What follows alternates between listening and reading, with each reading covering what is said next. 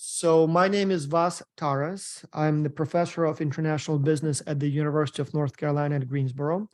And I'm the founder of the project, and I'm one of the administrators for the project. So we have about a dozen professors involved in managing the project, plus we have a bunch of coaches, as we call them. So those are former X-Culture participants, students who have now joined our team as coaches and sort of share their experience and wisdom with the new generation of X-Culture students. And so I'll talk a little bit today about the process and what to expect, and I will try to be as brief as possible, so I'm not going to get into boring details. But if you have any questions, please do type them in the Q&A window as we speak, and I will try to address them again as we move ahead. So a little bit about X-Culture and the idea for the project. So basically why we do it and how you sort of come into the picture, and then more about the next steps. So we have some subjects that could be taught through textbooks and lectures, perhaps. For example, I started my academic career teaching statistics, and statistics is easy to teach in the sense that all you need really is a whiteboard or a piece of paper and a pen or a textbook. And so you can become a true master in statistics by simply attending the lectures and reading the textbooks. But some other subjects, you kind of required, you need to get into the water, so to speak, to learn how to swim. And so same thing with international business. So I found myself when I started teaching international business in this situation where, you explain to the students that doing business with, for example, Ukrainians is different than doing business with, for example, Americans. And so the students kind of believe me, but don't fully comprehend the matter. And so I thought that it would be very, very difficult for my students to fully understand or to properly understand the challenges of international business until they have real international business experience. And so that was at that time that I thought it would be nice to add my, to amend my lectures or supplement my lectures in the classroom with some practical activities that would allow my students to experience in real life the matters, the subjects, the concepts, the challenges that I'm trying to teach them through the lectures. And so I thought I would find a professor in a different country who also teaches international business. And I would take my students and that professor's students, and we would put them in international teams and give them some task, any task. But they would be working across the time zone differences, across the cultural differences, across institutional differences. And so thereby kind of experience in real life the things that I'm explaining in the lectures. And so quite a few people actually responded to my call. So quite a few colleagues through the Academy of International Business said that it's a good idea. And so the first time we did it, it was 2010. So it's 13 years ago, I can't believe it.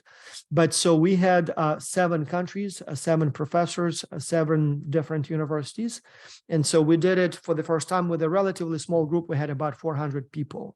But that allows us to have not just bicultural teams, but to have multicultural teams. So about 7 people per team or 6 people per team with, everyone being from a different country. And so since then, the project has grown considerably. So last semester, for example, we had a total of 6,500, close to 7,000 students. They came from almost 200 universities in 70-something countries. So it's a very international group. We have every continent represented. And so now when we say it's an international team, it's truly an international team. Like even here, you see we have people from Japan, from India, from the United States, from the United Kingdom. And so that's kind of normally what you would see on your team. You may sometimes have 2 people from a country. Like, for example, we always have a lot of participants from the United States. And you may have 2 American students from maybe one from Hawaii and one from New York, for example. Or you may have sometimes 2 students from India, again, from very different provinces, depending on the composition of the cohort in that semester. But you'll have, at least 4, 5, sometimes 6 or even 7 countries on your team. And so the first sort of component or value proposition of this project is that you will be on an international team. And so whatever you do together, you will be doing it with people from different continents, different cultures, different time zones. And so that's the first sort of core value of this project. But an equally important component is the business part. So the first time we did it, it was something like, if you had $1 million, what kind of business would you start? And then you had to write basically a business plan. But soon enough, real companies started coming to us with real questions, with real challenges. And so the students became essentially not only trainees, but also consultants. And so the clients would come from different countries and different industries. You can choose any one of them from a list of, from options. But once you choose your client, you essentially become an independent, consultant to them. And so they will be asking for all kinds of research, creative solutions to their problems. And you essentially will serve as a consultant. So we will have a webinar with the client. You will meet the founders or the managers of the company. You will learn about their business model, how they do business, how they advertise currently, where they sell the product. And then they will explain what kind of help they need. And you will not only work in an international team, but you will also try to solve that business challenge. And so that way you will begin in sort of both international experience, but also business experience. And so you will complete the project as a team. Once you're done, you will submit your report that details your solution to the challenge or suggestions. And at that time, the reports will be evaluated. They will be sent to the client. You will receive some feedback, and then you will receive your detailed performance review, your recommendation letter, and your certificate. And basically at that point, the project will be over. There will be several opportunities to continue to stay sort of in our program in different capacities. As I said, some of the best students apply, receive additional training, and become coaches for the new, or mentors for the new generation of X-Culture students. So that's a very good experience. We have about 500 or so students who apply every year. And of those, we select usually aim for about 50, but end up with like 60, 70, 80. I think we had 87 last semester.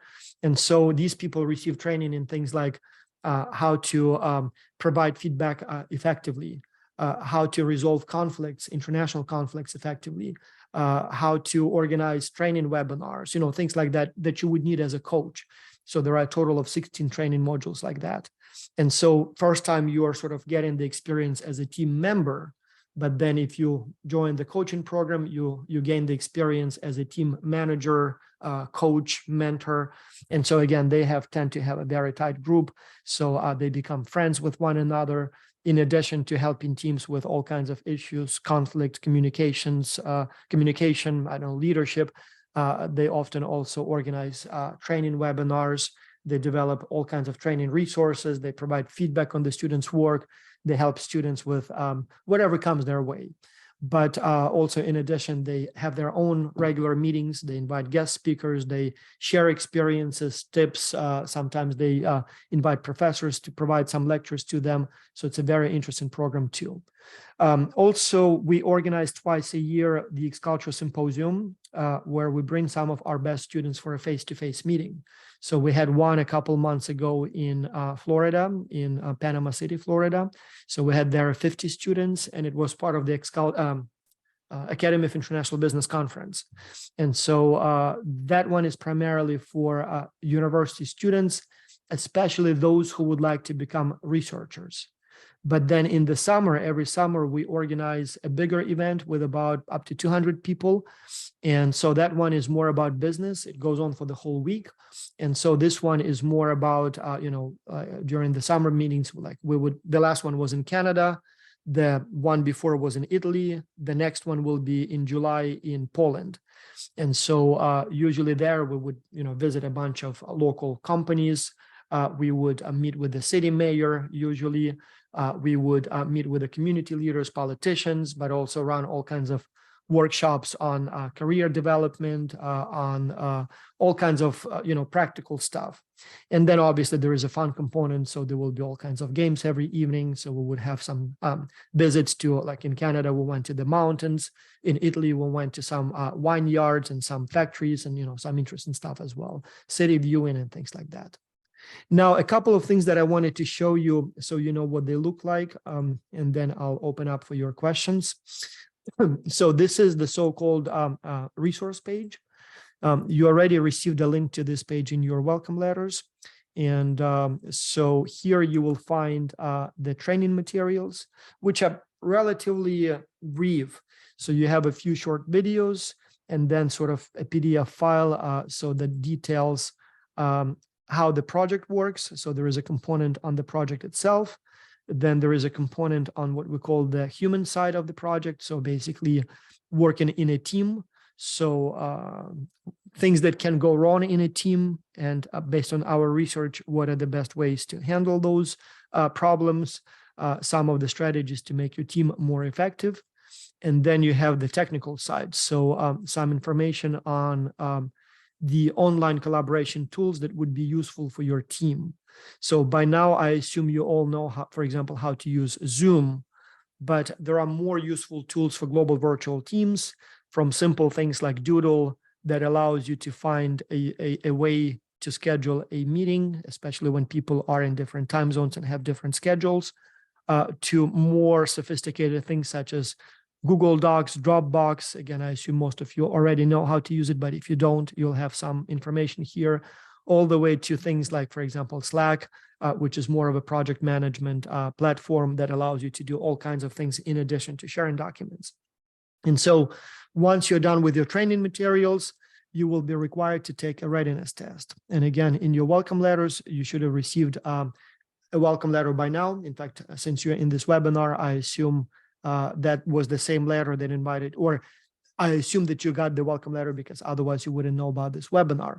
But so there is a link there to your readiness test. And so this readiness test has sort of three purposes, I guess.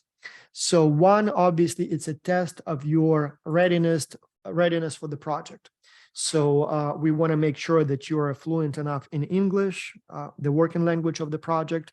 We want to make sure that you can comprehend the materials and answer the questions correctly, so that basically you have the necessary level of linguistic and technical skills to comprehend the material and to answer the questions correctly. But an equally important task for this test, or objective of the test, is to review everything one more time.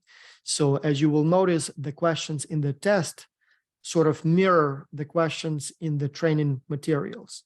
And so the test is deliberately untimed so that you have enough time to go to the training materials and review everything in case you've got some of the answers or if you missed something.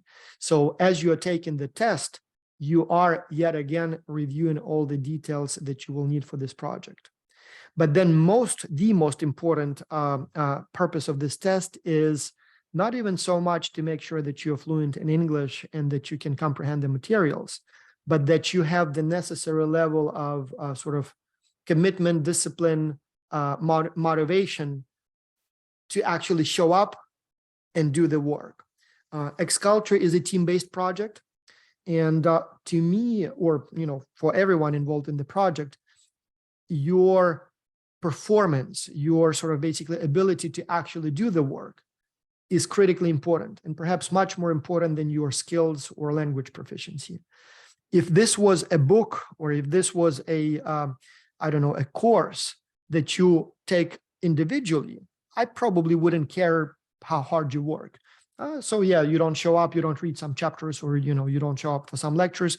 Big deal. I mean, I just give you a failing grade and that's it. But XCulture is a team-based project, and so you will be working in a team. And if you are not disciplined, motivated, diligent enough to do the work, then the whole team suffers. And when the team suffers, I suffer, or I'm not happy.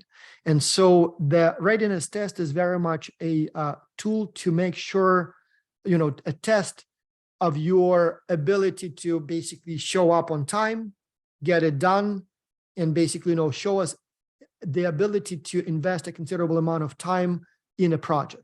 And so my logic is that if you take the test and you honestly try, and I can see that you spend a few hours, and, even if your grade is a little bit below 80, I would be inclined to still accept you, because I see that you're working hard, that you're interested, that we can rely on you to put in the effort and the time.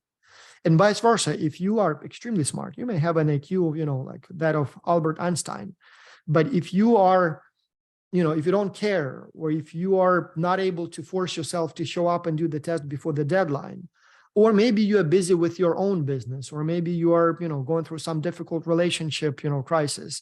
Maybe you just broke up with your boyfriend, girlfriend, who knows? Or maybe you just don't care. So if you don't do the work, doesn't matter how smart you are. So if your team cannot see you for the team meetings, or if you don't do your share of work, then all of a sudden I have on my hands, like 6 unhappy individuals from your team who complain about you're not performing. So therefore, to me, it's equally important whether or not you actually showed up as how well you answer the questions. So you wouldn't want to have someone on your team who is not prepared, who doesn't care. And that's the same thing, for everybody else. And so the test is sort of a comprehensive test of your readiness. And I'll be honest with you, it's almost deliberately a little too long. So it's a long test. And it's not because we couldn't test your English skills or your technical skills with fewer questions, but in a way, it is also a test of your ability to, find those 30, 40 minutes, maybe up to an hour, and actually do every question. So we are looking also at, basically at your effort. So, but yeah, that's basically it. So once you do the test, you will receive an email that confirms that you passed it. If you fail, we do give you another chance. Again, sometimes people maybe just accidentally clicked submit, or maybe, were in a hurry, didn't realize that it will take longer. And so kind of, rushed it and didn't get the score. So we'll give you the second chance. And hopefully you will pass it on the first try, but if not, you'll have the second chance. But as long as you show us that you can get it done, we are happy. And then so on Monday, so the project starts for the early track on Monday. Probably towards the end of the day. So we will start doing this my time around noon. And so it takes about 4 hours to form the teams. So we'll have over 2,000 people to be placed on teams. It takes time to form the teams in a way that the cultural diversity is maximized, that you are matched more or less by the level of studies. So undergraduate students with undergraduate students, master's students with master's students. We try to match you more or less by age and work experience. So that, if you are 19, most of your team members are in that age, maybe 18 to 20. If you are like 35, you're more mature, probably have a family, have a different set of obligations. So we'll try, I cannot guarantee you, but we'll try to have, to match you with people who are also in your sort of age group, work experience group. But it's also possible that some of your team members will be a little younger, a little older. So it's not always possible to have the precise match. But when it comes to cultural differences, we try to represent as many countries as possible on the team. And as I said, it's possible that you may have 2 students from the United States, or maybe 2 students from another country, but there will be still quite a few countries represented on your team, and there will be people from different continents so that you have different time zones. But yeah, then once you're on the team, you will go to the resource page. First week, you just get to know each other, but then you will need to select your client. And so at this time, you see the clients from the last semester. On Monday, we will release the challenges from this semester. We try to limit it to about five clients, but somehow we always end up with more. So it looks like we'll have, again, close to 10 clients this semester. But so these are the companies that participated last time, just as an example. So we had a company from Brazil that makes adhesive tapes, basically like duct tapes and things like that. We had a company from Norway that offers some IT services to students. We had a company from Ukraine that makes clothing. We had a network of private schools that use the Finnish education system and things like that. We had a team or a company that develops virtual reality services around metaverse for Facebook. We had a company from Brazil that makes toys and things like that. I'll just open one of them as an example. This is a very typical challenge. Almost all companies kind of ask for this kind of help. So let me see, why is it not opening? Just a second, let me refresh. Yeah, here it is. So for example, this particular company makes toys. It's Brazil's largest toy maker. And so here they describe a little bit the company history and the facilities and what they make. And they show you the photos, pictures of the toys they make and things like that. And so, and then they ask for your help in this particular case to do research on competition in industry. So who else makes toys, how Nova Brink toys compare to other, like Fisher-Price, for example, price-wise, selection choices, quality, whatever else you can find. They ask you to maybe even do some little research through asking, by asking some of the friends, do they, have they heard about Nova Brink? Would they buy toys from this company? How do they make choices when buying toys? So for example, you could interview maybe some friends, who have kids and, their choices when it comes to toys. Then they want you to select the new promising market for this company. So they already sell their toys in Brazil and some neighboring countries, but they want to expand to new markets. And so they ask you to do some research and suggest where else they could be selling those toys. Maybe also in Mexico, maybe in the United States, maybe in Europe, maybe who knows where else. And then for that market, they ask you to develop, for example, the marketing strategy. So let's say you say the United States is a good new market for Nova Brink toys. So how would you advertise toys in the United States? Would it be TV or radio or maybe magazines or social media? What would be the message? Can you think of maybe a script for a TV ad? Or can you think of a sort of some mock-up ad for social media or maybe some viral campaigns or something like that? And then they also had some questions about the operations of the company, such as pricing strategy. Do they need to go through a certification for the market that you recommended? Like in the United States, if it's toys, usually there would be a need for like safety certification. What are the trade regulations, such as import tariffs or whatever other restrictions might be in place? And they also asked for some research for the best ways to ship that product to the market. Like if it's going to the United States, would it be shipped by sea or by air or by train, or how much would it cost? So research of that kind. And so you would do, each client has a slightly different list of questions, but most of them basically say, we do business in this country, we want to expand into new markets. And so what would be the most promising new markets? What would be the best strategy for those markets? So do some research on the industry, competition, maybe interview potential clients among your friends, or maybe distributors, or maybe retailers, or whatever they need. And so this way you solve the problem. Every time some teams do such a good job that we have students offered internships, jobs, often aftermarket commissions. So some teams are so good that they not only show that there is a demand for the product in that market, they even find companies willing to distribute, for example, the product, and they literally bring a contract to the client. And so when that happens, usually there is an aftermarket commission. So some students even get paid. And as I said, many are offered jobs or maybe to be a regional representative. So all kinds of good things happen if you do a good job. But again, to me, the most important thing is the process, the experience. So I give my students, and I see there are some students here from my class. So I tell you that to me, and it is for most professors, it's not the destination in this case, it's the journey. So X-Culture is not a test, it is an exercise. So to me, it matters more that you go through the exercise, that you do the work, that you walk the walk, rather than where you arrive. Ideally, yes, I want you to write as good a report as possible as a team. It would be wonderful if you made good friends on 4 or 5 different continents. It would be great if you became maybe business partners in the future, or good friends, or maybe even, I don't know, some romantic relationships. We had that too, so why not? But I will be happy even if your report is perhaps not the best one, but you answered every question and I truly see that you put effort into it. And even if you end up with, people who hate you on 4 continents, but I see from their comments that you did put in the effort, you communicated frequently, you tried your best to resolve whatever challenges you had, you corresponded frequently, you did your part. I'm happy with that. So even if some things didn't go right, I know that they will never go perfectly well. So I know every time you will have some challenges on a team when you do it in the future. When you do it as part of your job or maybe for a different course, there will be always someone on your team who perhaps is not as hardworking as you want them to be, who is maybe too bossy or too shy or whatever, or is in a time zone that is very inconvenient, for you to schedule a meeting with that person. So yes, all kinds of things can go wrong. And even if in the end, you, as I said, have end up with not the best, smoothest experience, I'm still happy because you have learned what can go wrong so that when you do it the next time, you are better prepared, you know what to expect, and hopefully you know how to deal with those challenges better.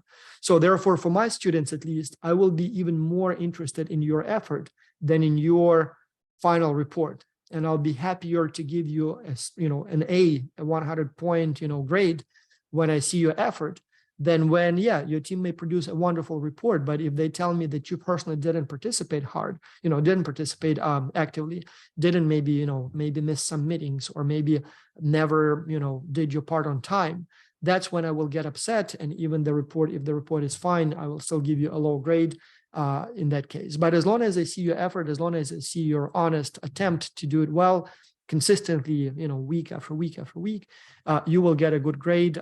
So even if the final report perhaps will not be, world-class quality consulting report. So that's my philosophy, and I suspect most professors think that way. So it is an exercise, it's not a test. Now I see I have a lot of questions here, so let me see if I need to cover anything here. So when do we know? So Krupali is asking, when do we know our official team members? So Monday, so day after tomorrow, towards the end of the day, you will receive an email with the list of your team members. And again, as I said, I usually try to form teams starting around noon, but it takes like 4 or 5 hours to form the teams, to send out the emails. So it will be a couple thousand people in the early track. Obviously, it takes time to set everything up for that distribution. So do not be alarmed if you don't get it by, I'm not sure what time zone you're in, but if you're in Europe or in Asia, for you, it may be sort of late at night. And so, but once you receive your team members' names, there will be emails provided. And so the first contact will be done by email. And then from there on, you will be communicating whichever way you want as a team. And so I guess you initiate the contact by email, but I would highly recommend to maybe have at least one video meeting at some point, and maybe create a group somewhere so that you can communicate regularly.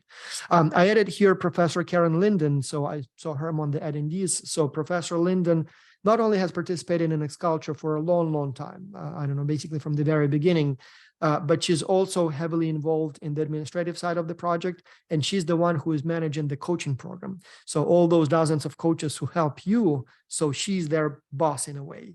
And so, Karen, I'm not sure if you want to add anything maybe specifically about the coaching program, but also your philosophy as a professor, your tips maybe based on your experience. And meanwhile, I'll read, because we have a bunch of questions. I'll see which ones we can address here.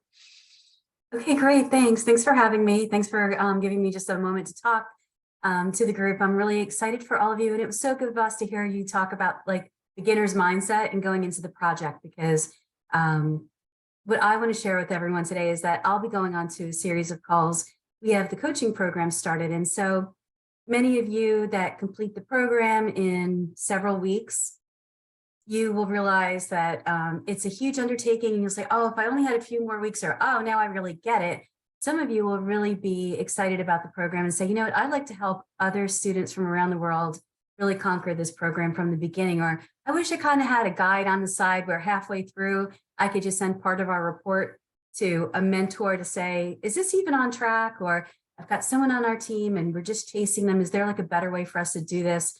And so what we have are like somewhere around 30, 40 people around the world that, just like you, they finished the program and they were so excited about it that they wanted to help others. So they go through 4 weeks of theoretical training, and then they have practical experience. And so they will be ready for you on the side, and you'll get all these details later. It's a little too early to talk about how you might have a coach, but just realize that there will be thousands of people or hundreds of teams, and we have less than 50 coaches, but nevertheless, they are eager and on the side, and they do help many teams just work through some basics. So you'll have an opportunity to click a link and create a ticket. They're all volunteers. And so I just want to say welcome to the program. You do have a group of volunteers on the side that are eager to help you out should you want to reach out. Yeah, thank you so much, Karen. And I saw your message that you need to run to another meeting, so perfectly fine. The coaching program, the way it was created, it's kind of an interesting story. So we never thought about creating one, but we had students who liked Xculture so much that they participated in Xculture again and again and again and again. And interestingly, the person who sort of became the the person who gave the idea for the coaching program, he contacted me yesterday for a recommendation letter. So he's applying for a new job. It's like now 10 years later or whatever, 7 years later. So Heinrich Piefke. So he is from Austria originally and currently lives in Germany. And so he participated 4 times in a row. And at some point I looked at his name like, Heinrich, are you really interested in doing it like for the 5th time? Maybe instead of you doing it as a team member, maybe you can become a coach for the new generation of X-Culture students. And he said, oh yeah, I'd love to. I now have a lot of experience. And we had a bunch of other students who have done it several times at that time. And so we invited, I think, like 7 or so students. And actually they had a lot of fun, but they provided some help. And that's when we sort of created this formal coaching program where people apply and then go through the training. And again, not everyone who applies passes the training, but those who do, so they get this experience. And so one of the challenges with the coaching program, at least when I was still in charge, I remember, was that many of them would find jobs before the semester is over, because all of a sudden now they not only have the international team experience, but they also have the international coach experience. And so they would have the kinds of experiences and exposures that even some seasoned managers don't have. Like, they get to observe literally hundreds and hundreds of global virtual teams sort of from behind the scenes. They help them with all kinds of, like they've heard everything and anything about the possible conflicts or challenges with, whatever the team may be going through. They look at the team's work and provide feedback. And again, they've seen every possible mistakes in those reports. And so obviously this is this is valuable experience. And they tend to be people either in the last year of education or just graduated. And so they are also on the job market. And so with that kind of resume, they have an easy time finding jobs, at which point I'm very happy for them. But sometimes we kind of lose them because they get a proper job in the middle of the semester. Although most of them try to juggle it until the end of the semester. And so while they're still busy at new job, they still keep with X-Culture. And we have some super dedicated coaches, like Ezekiel comes to mind, for example, from Singapore. I mean, the guy works now for a major bank, and like he's a big shot, some sort of programmer there, but he still stays with the coaching program and still helps us with all kinds of analytics. So some people just never leave. And I welcome that, I guess. So it's very nice that he's still staying with us now from the point of view of an experienced banker / security, whatever he does for that bank. So, but anyway, there are a feem more questions, so I want to address all of them before we run out of time. Has there been a case, so from Tracy, has there been a case when the clients do not like the end report? It's a good question, Tracy. So yes. In fact, I would even tell you this, I'm not sure if I should say it so openly, but I'd say 8 out of 9 reports, out of 10 reports are not very good. I mean, they're not bad, but it's not the kind of, of work that clients would say, whoa, this is so great. Then 1 would be pretty good. Client looks at it and says, okay, this is interesting. And then maybe 1 in 10 is outstanding. Like 1 in 10 or so, the client says like, whoa, who wrote this? I mean, can you give me the context of these people? So I really want to at least personally thank them, but maybe even see if they want to work for me. And so for the client, they don't really care that much if some of the reports are not excellent. And so you, Tracy, or your team shouldn't worry too much if it's, if it's not something that the client will, will completely change their business, for the best.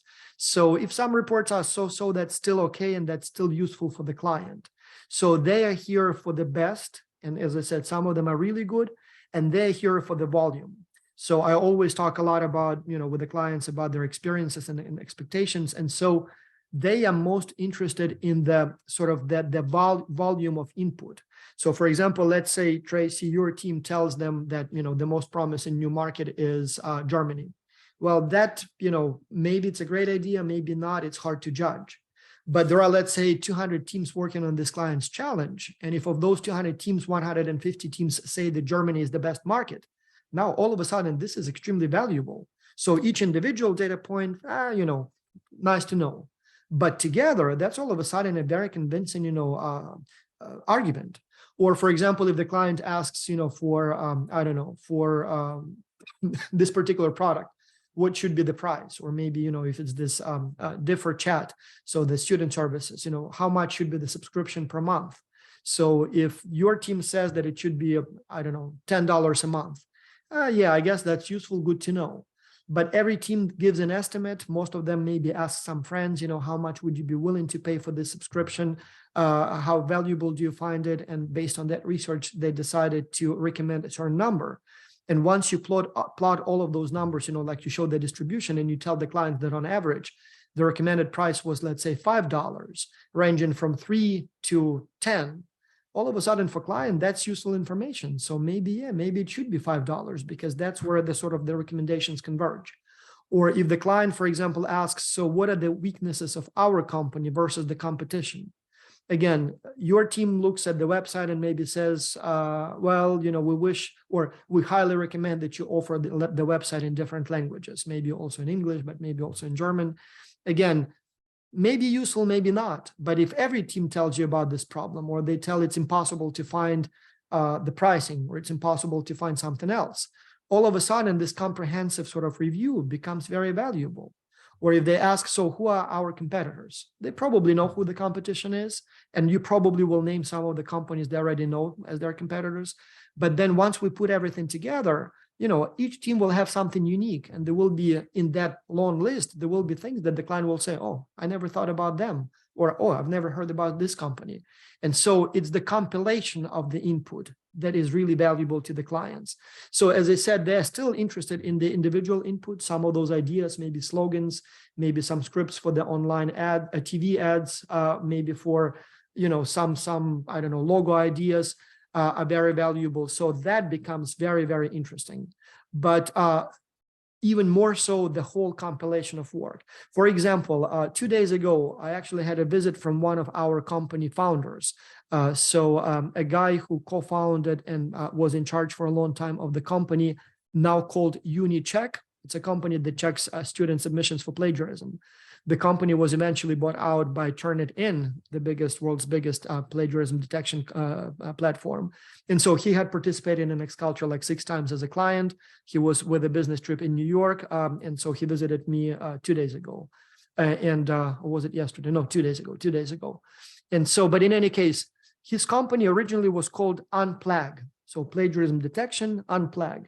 And so they participated in XCulture the first time as Unplag. But then a lot of teams told him that, no, it doesn't sound, like Unplag doesn't sound, good. So it's kind of not a very pleasant name. And so if one team told them that, they probably would have not cared. But a lot of teams tell them that you need to change the name. And one of the teams actually recommended UniCheck as the new name. And so the company literally changed the name because of your input, or, your predecessor's input. So we've had that. We've had companies change the logo. We've had companies change the packaging, because turns out the color, for example, means something bad in this culture where they operate, things like that. And so that's the value where, they're after. Likewise, in many cases, it's not really that we think that you're smarter than your client. We think that there are so many of you that you're just bound to know something they don't know. You have the local knowledge about the culture in your country. You have the local connections. Maybe you learned something from somebody that is relevant in this particular case. Maybe you read something. Maybe you know somebody who may be useful for this business. And yes, maybe that something is extremely important for this client. Maybe you wouldn't be able to help as much another client. But in this particular case, you knew something that is really, really important for that client. And so that's what they offer. So if your report is not an ideal one, that's not a problem. So you do your best, but the client will be happy anyway, as long as they get this collection of the reports. So that's basically the idea. Maria Encarna is asking about the test. So by now you should have received an email with the link to the test, and you have until Sunday midnight to complete the test. So please complete it today or tomorrow, and then I'll wait and still download the data on Monday morning. So if you're a little bit late, it's not too late, but otherwise, try to be not late, because the teams will be formed on Monday. And then once you're done, you will receive an email confirming that you passed the test, and then the teams will be formed on Monday. All right, so I was aiming for about 45 minutes, so I'm done. I don't see any other new questions. So thank you so much for your attention. And if you have any questions, just send them to admin@xculture.org. Just reply to those messages that you receive from admin, and we'll try to respond to them as soon as we can. Hopefully you'll have a good experience, learn new things, meet new people, and maybe even get more out of this project, such as jobs, internships, and things like that. All right. Okay, well, so stay in touch, and thank you for attending this webinar.